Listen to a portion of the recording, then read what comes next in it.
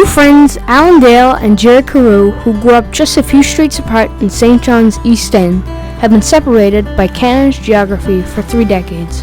They came together virtually during the pandemic to chat about like-minded interests. Alan lives in PEI and Jerry in Newfoundland. Thriving in remoteness has been a common theme for both of them during the pandemic. Gale Force Wins, the podcast is the result.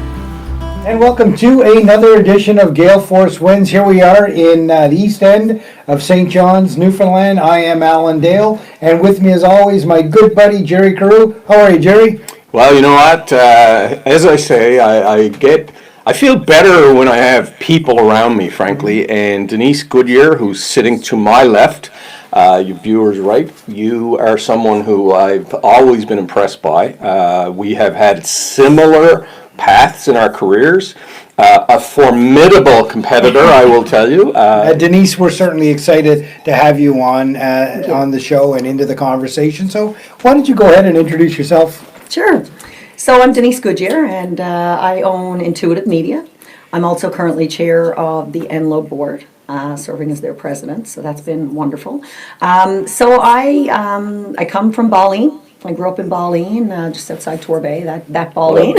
Beautiful place. It is a beautiful place, and it's still near and dear to my heart. My parents still live there, so I started, I think my entrepreneurial spirit probably started as a child, because I was the type that when I was done with something, I wanted to set up a table and have a sale and make money to do something else. Right. And so I've always had that in me, I think. But funny enough, I come from a family of people who've always worked for other people. Okay. So I think part of my entrepreneurial spirit kind of came from sort of learning what not to do for me, from a sense of watching my dad in particular, who was a fireman and also a mason, do wonderful things in his career. But I always thought, why didn't you start your own company and build something? And I was always confused by that, It's fascinating. Yeah. Keep going. I love this conversation. Later in life, I've even asked him, why did you never do it? And I think it just came from a place of, the baby boomer generation, and a place of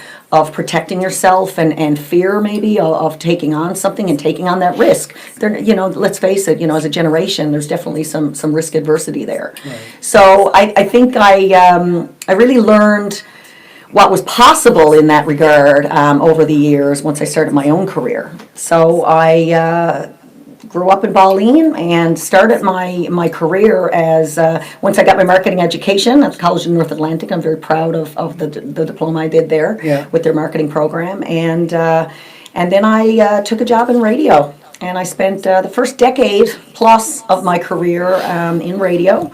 I was hired by Steel Communications at the time, which are now Stingray.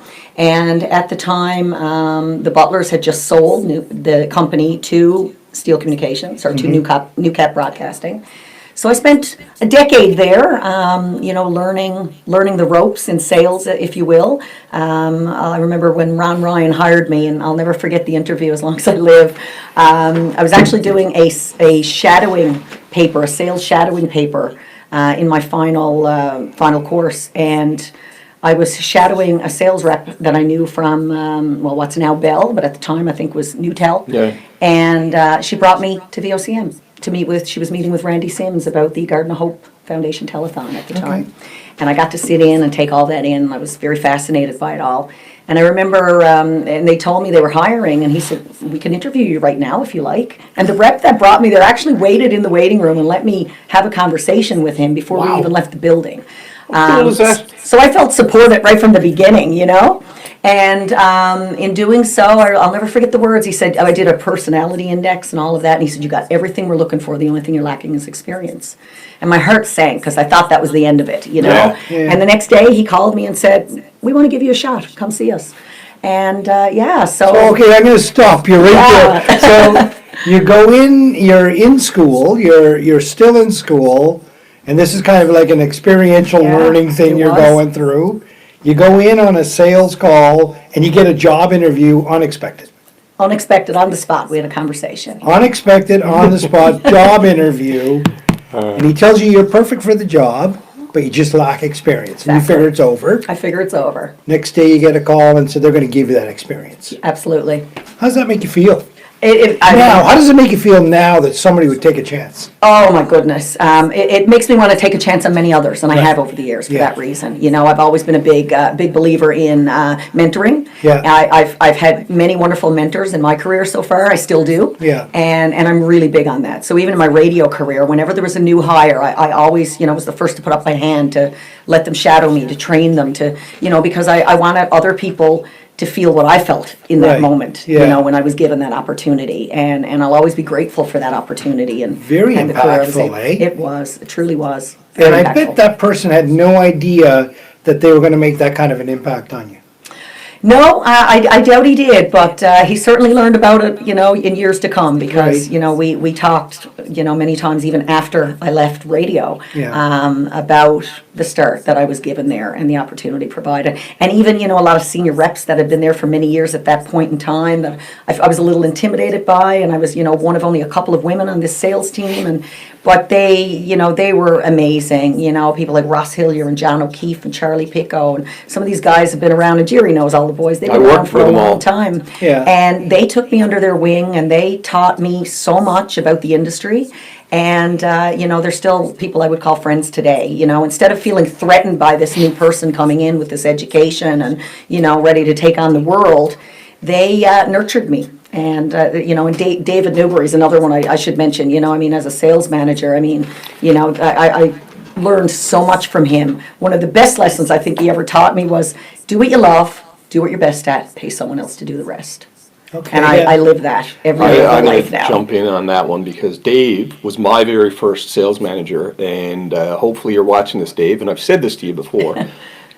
30 years later, I reflected on all of the sales managers that I've had. He was the best. And I was lucky, Alan, to Yeah. be given, and as you, to have him as your sales manager and be your first sales manager. Yeah. The foundation was laid, and Yeah. I appreciate Absolutely. that. So, Dave, if you're watching this, thank you. I- But one more person, was Ron Ryan the guy you just said that Ron gave you Ryan that? was the person who hired me, yeah. So Ron unfortunately has passed away, and it's very difficult on all of us. But I will tell you, I didn't know Ron until he had left radio and began working in the newspaper industry. But I'll say this to you, Denise, and I don't know if you knew this. He told me that you were one of the best hires he ever made. Well, Wow. So you deserve to hear that. That's humbling, thank you. yeah. He probably never ever had a chance to tell you that. But Well, I mean, maybe not in those words, but he definitely, I definitely felt the pride from him. And, I'll never forget the day I resigned from radio. I think he was a little heartbroken that day that I was moving on, but I think we both knew it was time Yeah. for me to do so, and that I was meant to do other things. I was meant to do, some bigger things for me and some more impactful things, Right. What you described to me there and all those names that you just threw around and stuff like that, I reflect on the great movie Glengarry Glen Ross. I can just picture a bunch of old fellas in there making sales calls and that kind of, but yet they embrace this They new so person on do. the block. But tell me about why do you think that was? Why was there such an inviting group there? Honestly, I think I got lucky simply Right. because of the individual personalities that were around that table. Right. Those guys, when many would have felt intimidated by, because a lot of these guys started, I remember John O'Keefe telling me he started when he was 17. Yeah. So, these guys started, a lot of them without formal education. Yeah. And they just had the talent required and learned the business. Yeah. And I was approaching it a little bit differently and a little Yeah. more, at least in my own mind at the time, a little more strategically from Right. a perspective of, having learned how to fill a sales funnel and how to do that work strategically. Right. But I'll always be grateful to every single person on that team for doing what they did for me at that time. They truly nurtured me. I'm who I am today because of that team, and I'll always be grateful to them for that. yeah, Jesus, you're making me reflect now. I mean, just thinking about all those names of Yeah. people. And you know what, Alan? All of the names that you've mentioned, these guys, 100% commission, like Yeah. 100%. You either get in every day and make it happen, or you're toast. Absolutely. So, despite the fact we tout entrepreneurship, but sales is something that's incredibly near and dear to my heart because, you and I both been in 100% commission for 30 years. Absolutely.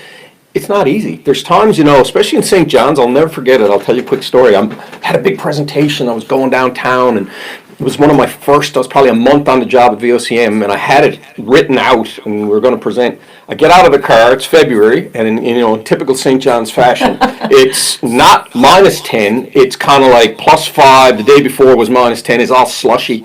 My presentation fell out into the rut of the slush that was full of water. And half of it was completely, because it was an inkjet printer, was almost unreadable.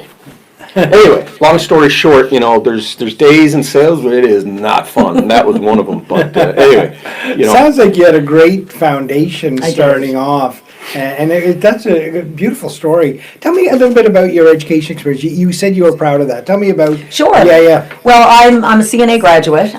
Graduated way back in 2001. Now I'm dating myself, but you're still a youngster. Well, I love to hear that. I don't hear it often anymore. Sitting with Matt, me, and Alan, you're a youngster. I love it. So I went back to school. I actually had a fairly bad car accident. I was working as a pharmacy technician actually at the time. Really? I had been trained as a tech. Loved the work, but intended, I knew since I was about 12 years old I wanted to have my own marketing agency of some sort. Okay, wow. So I loved the job, but I was ready to go back to school, and I was, at that time there was a wait list to get in, so I was waiting until that fall.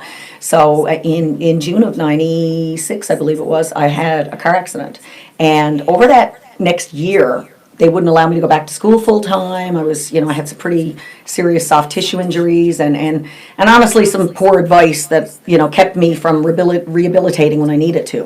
Long story short, when I went to college for those first 2 of the 3 years, I was lugging around obus form pillows and, wheeling chairs into sitting by the side of the teacher's desk with an obus form chair instead of, because I couldn't sit in the hard desks. I couldn't do those things. The way the faculty and staff of that college supported me, still to this day blows my mind. I'm a very proud alumni. I've gone back and spoke to graduating classes and faculty and staff multiple times over the years because I felt so supported. Now, it was pretty evident, pretty clear to anybody in any of those classrooms, I was there to learn. I was there for a purpose. I had a few years on a lot of the people fresh out of high school who were there to fill their time, or unless they were pushed to go to school. I was there to learn. Right. So I had no patience for any of the foolishness going on, Now, don't get me wrong, I enjoyed a pub crawl as much as anybody back in the day, but I was there to learn. And they were so supportive. It was just amazing. And I was so proud when they asked me to speak a few times, and such a proud alumni for that reason. To the point that, years later when I had my own business, where I did have, a sizable staff at one point, I think we peaked at 16, I hired many graduates from the college. Wow. Graphic designers, web developers, and marketing graduates for account management and project management type, and office admin as well. So, and I'm still, if I ever decide to build that team again, I would certainly look to more grads because it's a fantastic education and program. Denise, you're stacking these building blocks like a foundation of a house. You had great experience coming out of the gate into the industry. You had a great education experience preparing you for it. And you brushed over your family there in Balling. Tell me a little bit more about the family in Balling. Sure. And how that gave you the foundation. Beautiful Balling. Let's call it beautiful Balling. It is a beautiful place. Heck of a beautiful place. It is a beautiful place. So I'll tell you a quick little story. I was about 12 years old.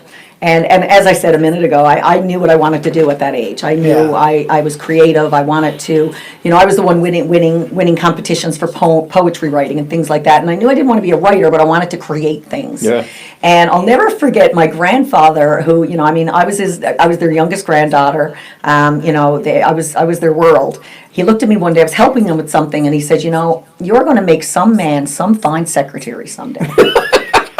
Well, my mom was on the other side of the kitchen, and she looked over at me. I think as appalled as I was, even at 12. Did you strangle your grandfather or what? Well, I stood up as quick as that, and the chair came out from under me, and I said, "You listen here, Pop." I said, "I'm not going to make some man some secretary someday. I'm going to have my own secretary, and I'm going to build my own business." Right. Something that I can be proud of. Yeah. At 12. And I'll never forget the look on his face. And he just welled up. And he gave me a big hug. He said, "You take on the world, my darling." Wow. And it was even then, I was inspired. And I guess somewhere in the pit of my stomach there was a little bit of power looking to come out in later in life because Wow. because I knew that wasn't me. What a great Right. story. That's Yeah, it was one of the inspiring. nicest and interesting stories. We've heard a lot of stories. We've heard a lot of stories, yeah, Yeah. that's great. So again, we have a great solid foundation, family, even with that little bit of healthy tension there, family, right? You had a great education experience, wonderful entry into the marketplace. What are you doing in the moment? What exactly are you involved in? Well, after that decade in radio, I guess spending so long in radio with a marketing education, I got to a point, as much as I loved the work, as much as I still love the rush of making the sale and making things happen, for me it was more about the success for the client. Right. I went beyond where the rush of the sale was enough to keep me motivated. And, I'd say 5-6 years in, I was starting to feel this, and the entrepreneurial spirit in me was just, and of course It's turning, yeah. right? And I had dealt with so many business owners of all walks of life. I knew it wasn't an easy journey. I wasn't kidding myself thinking, I'll take Fridays off and I'll do all these things. I knew it was going to be tough. Yeah. But I had also spent, 10 years asking questions and learning from people, and even asking, when I eventually do my own thing, can I call on you to help me with this or to help me with that? Because one of the best things I ever learned as well was the most powerful thing you could do is ask others for help. Right. I watched my dad not do that, and it taught me that I needed to do it differently, because I didn't want to work for someone else for my entire life. I wanted to build something, and I wanted to have impact. So having spent that time working with those business owners, I got to a point where I was giving them the advice of the whole package. I was encouraging them to book other mediums and asking them the questions so I could understand how the radio piece fit into that, to make sure that the whole package was successful. And I really got to a point where, some people had said to me, like, why are you not, can you just do all of it for me? And I started thinking about that. I'll never forget another little quick story. I was having a coffee at Starbucks in Chapters on Kenmount Road, and Del Texmo, bless her heart, she's passed on as well a number of years now. Del Texmo was the owner of Living Rooms, and we sat and had a coffee, and she looked at me and she said, Denise, my darling, she said, you can take on anything. She said, you can do this. You need to do your own thing. It's time. Make it happen. You can do this. And she was so encouraging to me, and she was one of those clients that, God rest her soul, no one wanted to deal with, because she was tough. Right. And they had never done any radio. I started meeting with her, and all of a sudden I had a $20,000 contract. This was someone who used to do print ads about this big, Right. and they were hand-drawn caricatures and stuff. And, radio wasn't even on her radar. And I sold her a morning show spot on Hits FM way back in the day, and really helped take Living Rooms from the baby boomer audience they had and really take it forward and really start drawing in their today and their tomorrow customer that they desperately needed for growth. Right. And her daughter, Alex, actually, who owns Kitchens Inc. now in Portugal Cove, St. Phillips, she ended up taking over the business. And I met her when she came into Voice of Radio ad, and bottle of wine and a cheese ball on a Saturday night later, we were the best of friends, and we still are today. But entrepreneurs like that saw that spark in me and encouraged me like that, I'll always be grateful to them. And she's one of those people. She was such an inspiration, such a hard worker, and really understood the value of people and how you need to surround yourself with the right people. And once she realized I could be one of those people for her and her business, we really truly became friends. And it was just such a piece of inspiration for me at the time. It was the nudge I needed, at the time. It was only probably a few years later, I guess, when I finally gave that up and went out on my own. Just before you go on, I just want to touch on the sales side of things, because I can't help but reflect, our careers are so similar. When you have a difficult client, they're not necessarily difficult to be difficult. They are very smart people, usually, and they're often testing us as salespeople. Absolutely. And there's a lot of people, like you in sales, you need patience, right? And I think Del was one of those people. I didn't actually do much advertising with her, but I knew of her, and the fact that you would be able to adapt and serve her well is testament to you. But I think anyone who's watching this and is in sales, the difficult customers, I had multiple difficult customers. I would often pick them first to present to, because they would tear it apart, and then if they didn't buy, they gave me an education, Right. because then I would know, Absolutely. okay, well, I got to change that, right?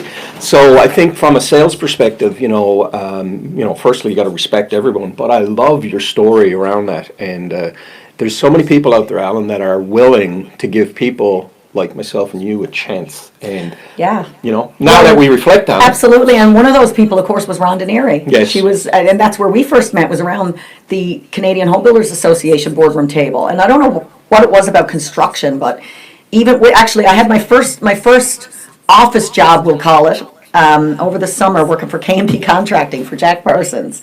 Hired me in the office to do some work for him one summer. And I don't know what it was about the industry. Maybe it's because my dad did masonry work, I don't know, but there was something about it. And when I was offered an opportunity, or when someone was complaining about, these luncheons and all these events with home builders, I offered to take it on. And that would have been where we met and where we competed initially when you were with the Telegram. And Rhonda Neary, being such a visionary in a male-dominated industry and running that organization long before the time, really, was a real trailblazer in her own right in that regard. And, really gave me, I learned so much from her as it relates to, I guess, not even so much setting a goal, but, having an idea and then taking that idea and bringing it to fruition and really seeing it come to life. Mm-hmm. And we did that in many cases. She was the one that brought the Skill Trades Mentoring Program to life. That was, if memory serves me correctly, like a $3+ million project. Yeah, it was huge. That came out of an idea. And I sat on that steering committee. And, we introduced trades to a lot of young people through radio, through print at the time, and as partners with that organization for the mediums we represented. And watching someone like her break such ground in such a male-dominated industry has inspired me throughout my career. And we still do business together today. And now she's chair of the Newfoundland and Labrador Construction Association. So and people like her, being a woman. Even in business, there's still, there's far more, maybe not so much today, but at least at that time when I started in early 2000s, there was way more male business owners locally than female. Yeah. There were a lot less solopreneurs, we'll call them, people working independently in their right, as opposed to, having a team and operating a business. So to work with people and see people build something so amazing, or women in particular, in that industry, that's always lit a fire in me too, about women and women's empowerment, and what's my place in that? How am I going to contribute in that way? Where do you find your place in that? Well, over the years, there's been a few. I did sit on the board with CHBA. I did 2 terms on their board. Still to this day, sit on committees related to marketing and membership. Same with NLCA. And I think I stayed tight with those organizations because part of me, I think, really loved the challenge as well about having a presence in a male-dominated industry and proving to myself and to others that it can be done. Mm-hmm. At the beginning of the pandemic, jumping ahead a little bit, I started working with the Office to Advance Women Apprentices, and I've been doing all of their marketing and videos and all kinds of work with them over the last year and a half. And helping them do the work to inspire women into skilled trades. Oh, it's just been a piece of work that's been so near and dear to me. And to see, I actually had a video shoot this morning at the Capitol Hotel with Karen and with this lady Deborah, she is the executive director of the Atlantic Canada Regional Council of Carpenters.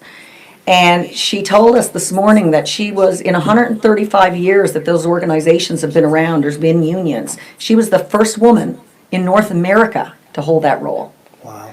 And, I just find myself, I don't know what it is, but I seem to attract people like that into my life, and it just motivates me to do more, just to help more women feel empowered. And of course, that's specific to one industry. Well, I want to say, first of all, Rhonda Neary has been a big supporter of Gale Force Women. 100%, yeah. And one of the first supporters of our Early initiative. adopter. Thank you, Rhonda. We really appreciate that. But what you're just articulating to me, I always wonder, as a white male, what is wrong with men out there? Why wouldn't they want their mother, their sister, their wife to be empowered like you are? You're articulate. I don't get it. And the fact that it's still a conversation today in 2021 bugs me. I mean, I told you earlier, today would have been my mom's 86th birthday. She died in June. She was not empowered. She was brilliant. She was an incredible woman. She provided stability. But in the outward, I guess, moving around, business was not something she was into, but she just never had the confidence. Yeah, And I think can relate to that women as need well. more confidence. My mom was the same. I mean, she grew up in Spaniards Bay, moved to St. John's when she was a teenager, didn't finish school, and never had the confidence to take on the world Right. like she could have, because she's a very powerful woman that inspires me each and every day. And she, in recent years, we opened a little shop for her on the Slipway in Ballina, right on the beach, Really? called La Ballina, which is Spanish for whale.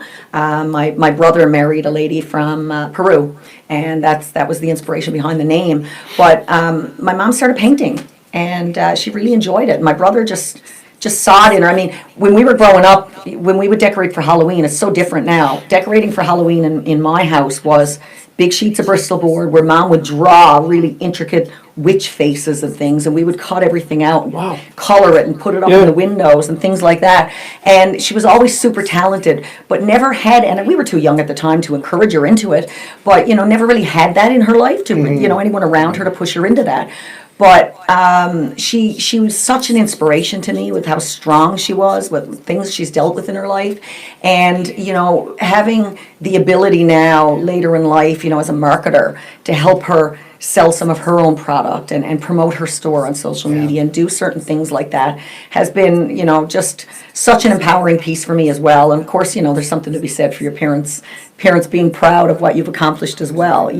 My brother moved to the States many years ago, 20 plus years ago, and has built a life since in Colorado, and has also been very successful in sales, hilariously enough. Another Newfoundlander doing well. Yeah, in lighting sales, lived in Vegas, done it all, seen a lot of the world. Lighting, as in Lighting, Okay, yeah, lighting design Yeah. and architecture, that sort of thing.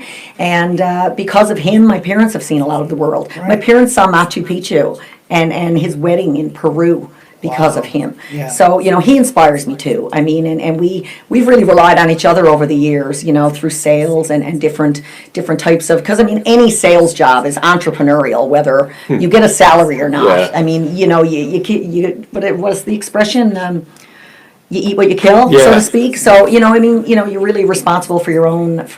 You got to get up and start running when you're in sales, don't you? Absolutely. So I've been. I find it funny that he and I ended up in a similar path that way, having come from the same, childhood. I think our parents, in their own way, inspired us as good as they did in their own lives. Inspired us to do more. Which I love about my family. Yeah, this is great. This has been a fantastic journey, and I keep hearing you over and over use the word build and build and build, and that's all the people that we mentioned here today. Some that I know are all builders.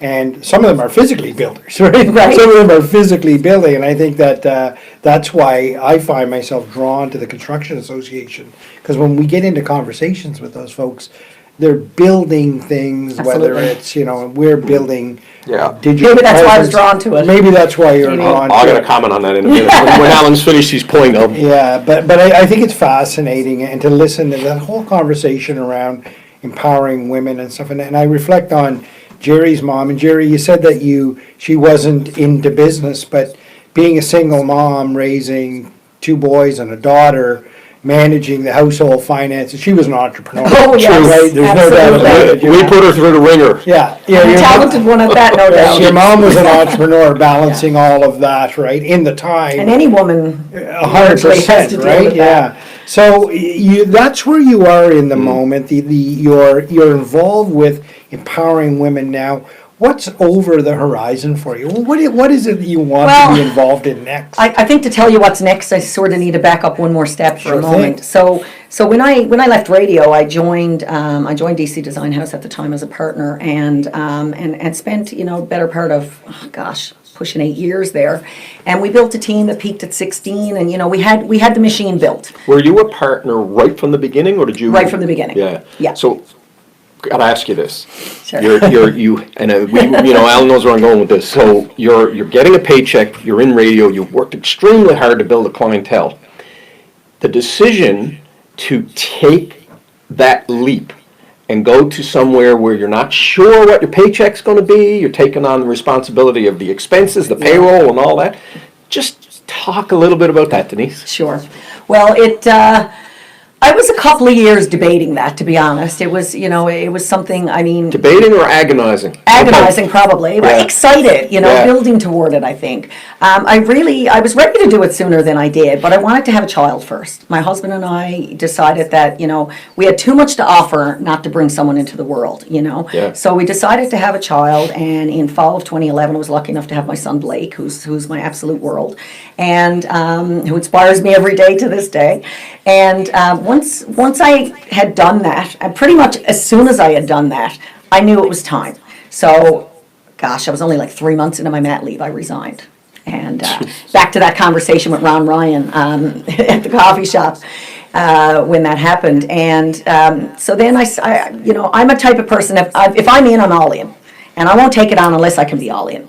So at that point in time, my son was, I think, 4 months old when I started the digital social media program at the Gardner Institute, which at the time was a 16-week, 2 nights a week for like 3-4 hours a night. That with Lyle? Lyle Letch. Yeah, That's great correct. guy. Yep. Fantastic. And I did that for, I think it was 16 weeks at the time while I'm mat leave, because I was a bit crazy at the time, clearly. But I took I it won't on. argue with that. It was pretty, I was pretty exhausted, I won't lie. But I took that on, and then 9 months into my mat leave was when I took on the partnership and I joined the firm. And at the time, he had 1 part-time designer and 1 on a work term. We built it to 9 staff in 9 months. We had gone to 9 staff. A lot of people warned me about going over 10, but we felt like we could take on the world at the time. So we actually grew and peaked at 16. We had gotten a little too big. And then, and it worked great for a number of years. We did some great business. I was able to put some time into the volunteer roles that I loved so much. That's when I first got involved with NLOWE and joined their board and spent about a year on their board with DC at the time when I was still there. And I got to a point where one too many times I had heard, I so want to work with you, I love what you do, but I just can't afford you. Mm-hmm. And that broke my heart. So at a time where, my partner at the time really wanted to scale and to streamline services, my heart was taking me in a different direction of, no, I need to listen to this one individual client every single time and figure out exactly what they need. And that's tough to do when you have massive payroll and massive overhead and all of the things that come with, bigger agency life. So I decided about 3 years ago that, it wasn't right for me anymore. It was time to move on. So at the time, he bought me out and I started Intuitive Media. And my goal with Intuitive Media largely was to change the agency model. You don't have to have a team, you just have to have a very strong network. And probably better than most in my career, throughout my career, Jerry, how much of an avid networker I am. I'm all about, I remember people telling me when I was in radio, why are you talking to that person? Why are you wasting your time? That's someone else's account. You networked with me and I was a heavy competitor of yours. So. But I knew, my intuition, even back then, told me that things, you and I would do things together in the future. And I couldn't take that approach anymore. I really needed to change what was going on. And I didn't feel like the market needed another big agency. It needed more individuals like me. Right. So when I started Intuitive Media, I made the decision right from the beginning, I'm not building a team, or at least not in the first few years. In year 3, I've hired someone part-time as a coordinator to help me, in my efforts.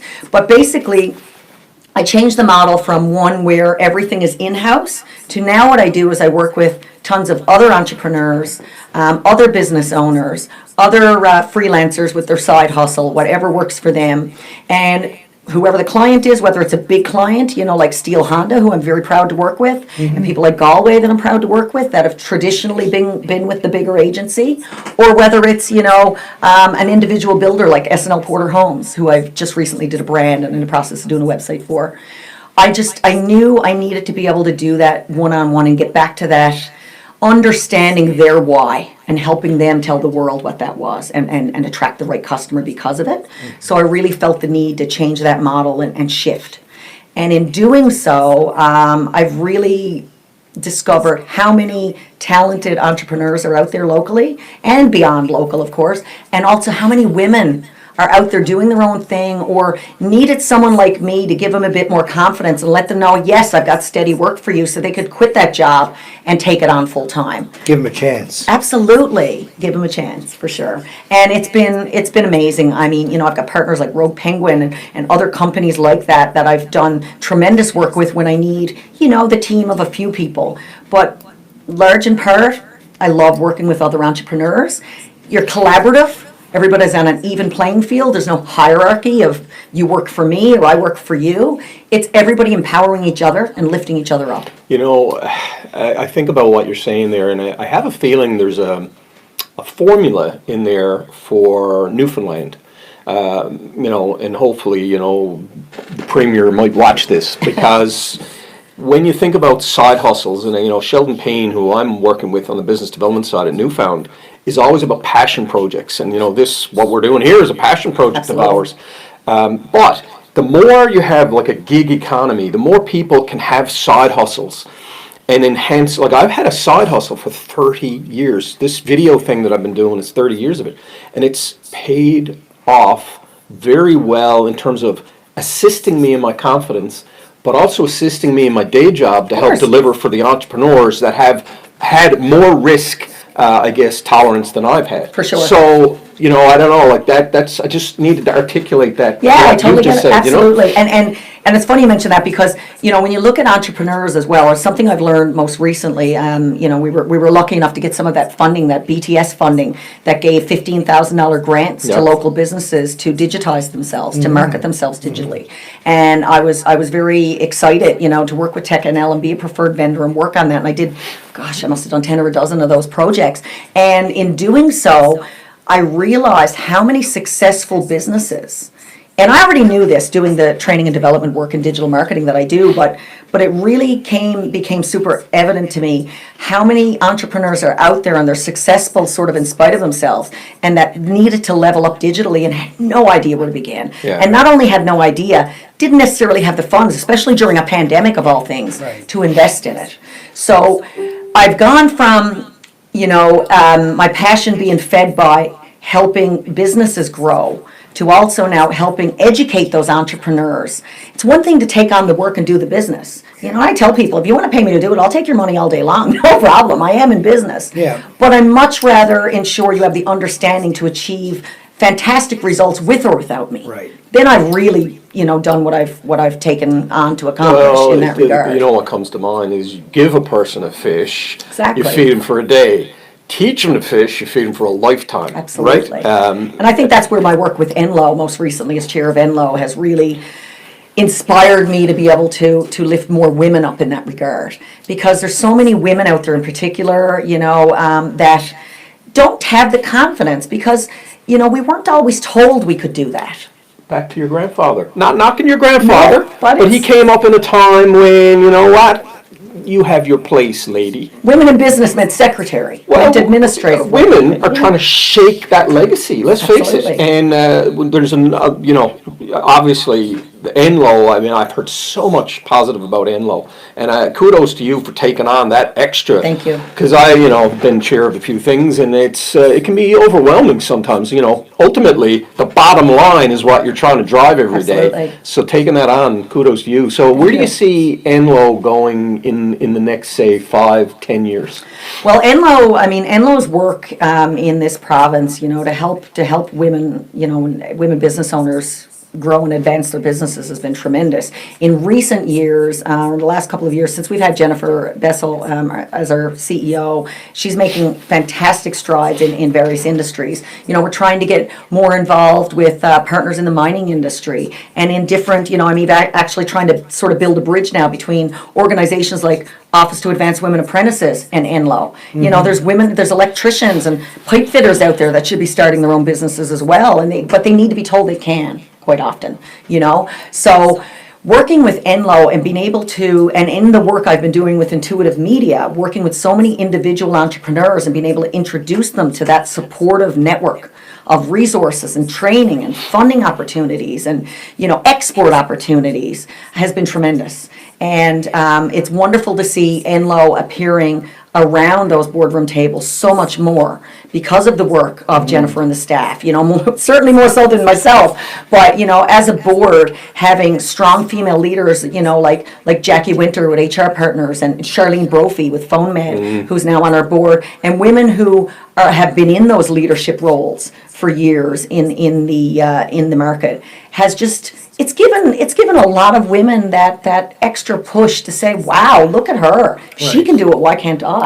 Right. On the heels of our gala recently, our awards gala, I mean, the women on that stage, they come from all walks of life, they come from all different industries, and, from making clothing and handbags to electrical companies, so it's wonderful to see how much that all those efforts over the years are starting to pay off. NLOWE will be 25 next year. Wow. And, that's a lot of hard work over the last 24 years to get us to a point where we're being invited to that table. Right. And invited to places like this even, so proud to be there, so proud of the team that's been assembled there, and I'm just grateful to have a small piece in that, and be able to contribute in any way I can to inspire others. Well, it's interesting, Alan, I don't care if you're male or female, I just love the story of entrepreneurship. And, what you're describing here today is just, there's so many facets that are exciting and inspiring, aren't there? Oh, listen, I've been listening here to you talk, and all I can think about is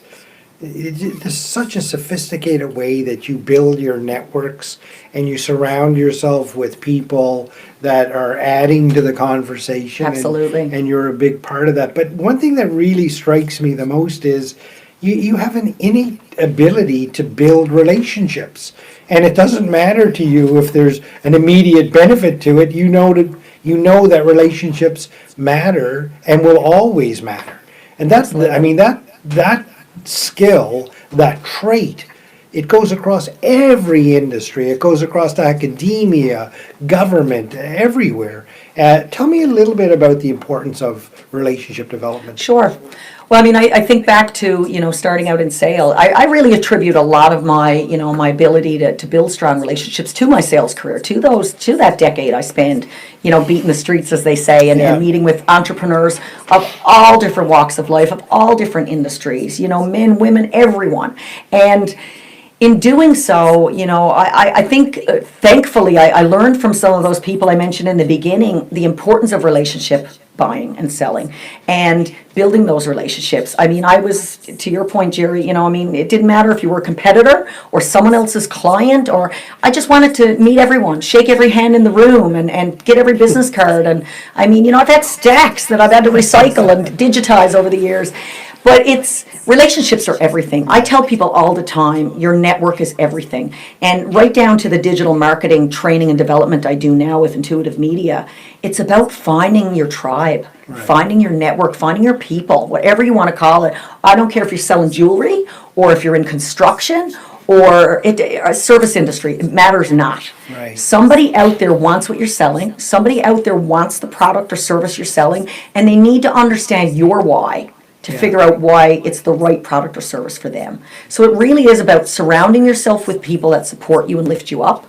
And I think that's why NLOWE has been so important to me, and trying to empower other women has been so important to me, because unfortunately women aren't always there to lift each other up. Right. And that's something I've worked hard in my career to make sure I always do, is to not only women, just help each other. Right. There's times, Jerry, in the past when we were fierce competitors, we had conversations about what was best for the client. Yeah. And I think that's why we were both successful in our careers in that regard, because you're nothing without your network. Well, you're right. If a client said to you, okay, I got $100,000 and you took all of it, well, that's going to put them at a disadvantage. So Absolutely. We would always try to get the highest part of that amount of money. But 51 for you, 51 for me, 49 for you. But I just want to circle back a little bit to like the Newfoundland Labrador Construction Association and the work Alan and I are doing there with the podcast. Mm-hmm. What I am convinced why you and I really like the home builders and the construction association is because those individuals involved in that, and you probably know where I'm going with this.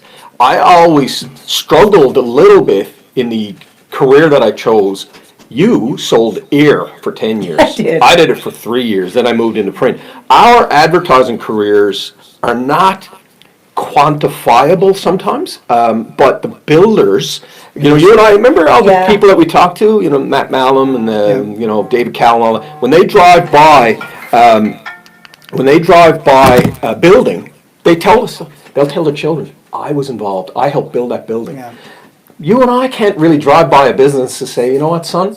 I built that building. I produced air. You know what I mean? It's like, it's a little harder for you and I to articulate that. For sure. The intangibles are definitely, come with a challenge that way. Right. And I think that's why I was also so attracted to marketing as a whole and all the different pieces and how they all need to fit together to be successful. Because no one medium, no one piece, no one website or landing page or social media channel is going to get you there. No. It's the culmination of all that and the people you pull in and all those different networks and all those different facets of your life that really make you successful. I mean, I tell people all the time, start with your family and friends and the people you know, and make sure they know what you're doing. I can guarantee you there's influencers within that group that can help you get started, and I think that's so important to the point that, I want to scale things now to a point that I want to help entrepreneurs more en masse. Like I want to educate them as to how they can digitize, in a cost-effective way so that they can. Because let's face it, so much has changed. Where networking once meant going to that luncheon and shaking hands. It's equally as important now to watch that webinar and be chatting with people in the chat and finding those online networks. So I spent a lot of my time, really sharpening my skills as to how to help people find their people. Right. And so they can truly communicate their why to people that actually care. And that's, it's all about your network at the end of the day. I'm going to back to another point you made about like this side hustle thing. And I've said this, we at Newfound Marketing, we're mentoring a lot of students. And I always say to them, just because some lady at NLOWE who wants to start a business on the side, you don't need to make $5, $10, $15, $20,000. If you have a career, but you'd like this little side hustle, let's say you're 25 years of age and you can make $500 a month or $1,000. Nurture that, put that money away. You'd be amazed at when 55 years old how much you got. And I think if people change their thinking and not try to become Elon Musk overnight, The world can only handle so many people like that, let's face it. We're not all going to be trillionaires, but if you can get a little piece of the pie. I think it's about fulfillment above all else. Yes. The reason side hustles have exploded is people are, and I think the pandemic, if anything, helped that because we realize how short life is, how life can change in an instant, and how important it is to feed your passion. Yeah. I mean, if you're doing a day job that pays the bills and that's all that matters to you, my gosh, I don't know about you, but I don't think that would be a very fulfilling life for me. No. Even when I was in radio, I was doing marketing outside of that for people. I even had a side hustle in marketing at the time. Yeah. And I think it's the growth in people truly getting back to understanding maybe for the first time for them, I can have both. Yeah. And that's okay. Yeah. Because, people still need what you have or what you're selling.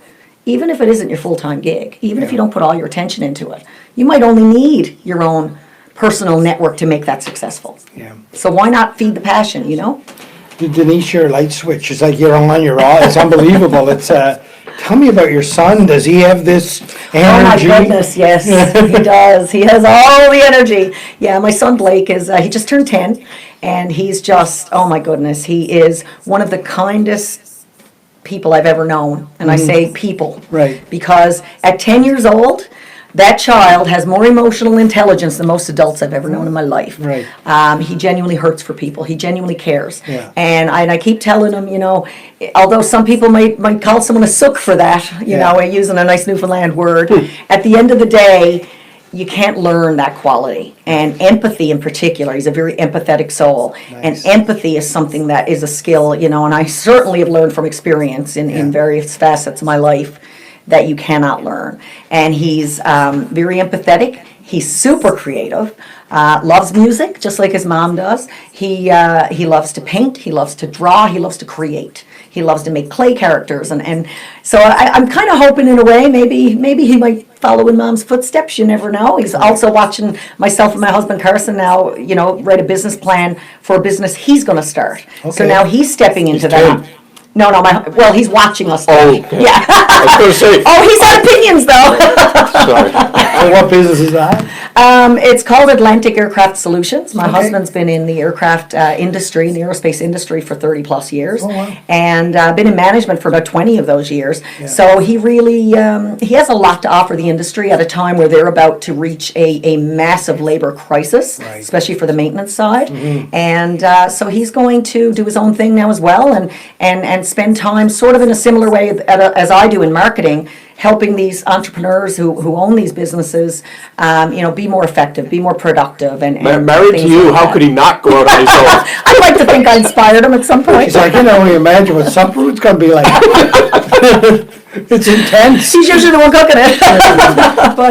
but yeah, no, I'm grateful to be surrounded by such support, and I mean, my journey through the partnership years wasn't easy on my family. I cut my income in half, and I worked twice as hard as most entrepreneurs do. They don't think about They the don't. I mean, at a challenges. time when my son was young, and since I started Intuitive Media and the pandemic hit and all those things, he's actually been home. And had it not been for him being home, taking care of our son, doing the homeschooling stuff, all of those things, feeding me, shopping for us, doing all those things, I would not have been able to do all the work with NLOWE and all the wonderful things I've done to build Intuitive Media over the last 3 years. I would not be as far ahead had it not been for both Blake and Carson's support in that regard. They've really helped me excel by just filling me with pride every day, and letting me know it's okay, because some days work wins, some days family wins. I learned from, Yeah. I heard Ann Whalen speak at an NLOWE thing many years ago, and she talked about how someone asked the question about balance, work-life balance. She said, there is none. Yeah. Some days work wins, some days your family needs you. You just got to roll with it, and as long as a good way everybody's of saying it. expectations are managed, Yeah. then you'll be successful. That stayed with me because it's something I always struggled with, and I've gotten to the point where I just realize, certain times with my family are non-negotiable, and I'm going to be there no matter what. And then there's other times that they have to say it's okay. You go do you, just like this today on a Saturday, Right. which I was happy to do. So Jerry and I, and we often, this point, believe it or not, comes up in almost all of our conversations, right? Jerry and I are very fortunate to have supportive partners and able to kind of do these things. it's right? everything. It is everything, It is isn't everything. it, right? I mean, when you go home at night and you've got the support there, sometimes criticism there, whatever it is, right? It's important. And normally I ask our guests to describe it to us, but you just did it. I mean, it's invaluable, isn't it? Oh, goodness, yes. And likewise, your network, your support Yeah, network, right. which is what I love so much about NLOWE. I mean, I've showed up at NLOWE events disheveled and had a rough day, and you walk in and you still feel comforted and supported, and we all need that. Yeah. And if you don't have it at home, you haven't got a chance, when it comes to entrepreneurship. You either got to, do your own thing and not necessarily have anyone around you and not be responsible to anybody, but if you are, they need to be behind you. And Yeah. there's days that it's their support. It's what's kept me going many days and lifted Yeah. me up on the days that I didn't think I had it in me, to keep going. But And sometimes I find they don't even know they're doing it. They Sure. don't even realize it, but they are saying the right things at the right time.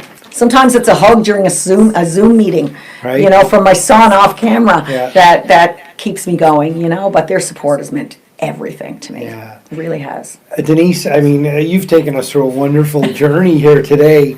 I'm fascinated by the things that you've done, but more than that, I'm fascinated by how you approach things. It's just such a refreshing approach that it seems like everybody is invited into this tent and to participate in Absolutely. this conversation, which is wonderful. We often ask our guests to leave the audience with a piece of advice. What would that be? Oh, that's always a tough one for me because I have so many. I've learned, leaves the I've learned toughest from question so for many, last. for sure. Probably, again, it comes back to your network and the relationships in your life and how they can contribute to business as well. I suppose above all else, it would be to truly know your own why and really feel confident in telling that story. When you find your true passion and you live from a place of feeding that passion each and every day, you're going to inspire other people. So, it's about surrounding yourself with people who are going to lift you up. Organizations, membership organizations like NLOWE and CHBA and all of these groups, they exist for a reason. So surround yourself with people who not only get your why, but appreciate your why, and that are going to be there to lift you up, because that's only going to inspire you to take on more and do more and empower others. Yeah, I love that. Jerry, your thoughts? Well, I'm going to just speak to anyone who has just watched Denise talk. I think you understand why she got my attention 20 years ago.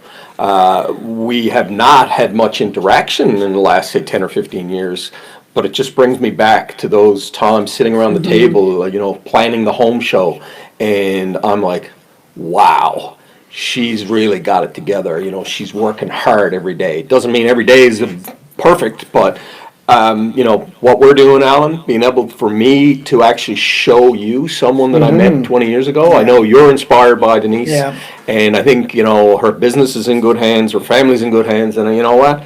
NLOWE is in good hands. So everyone at NLOWE, I hope you listen to Denise and take her advice and go do something, do something special.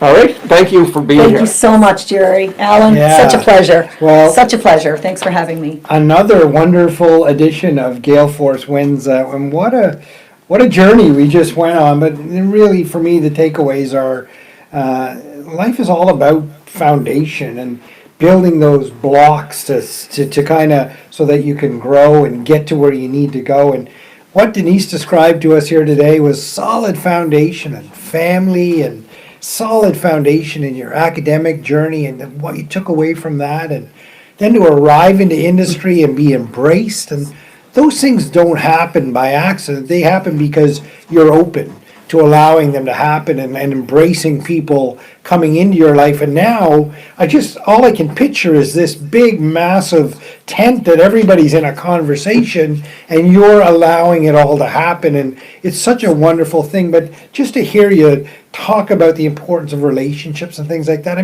this is inspirational stuff that we talked about here today. So Denise, thank you very much for joining us on Gale Force Wins. Thank you. And I always like to leave the audience with my own piece of advice, and quite frankly, the world needs more Denise Goodyear.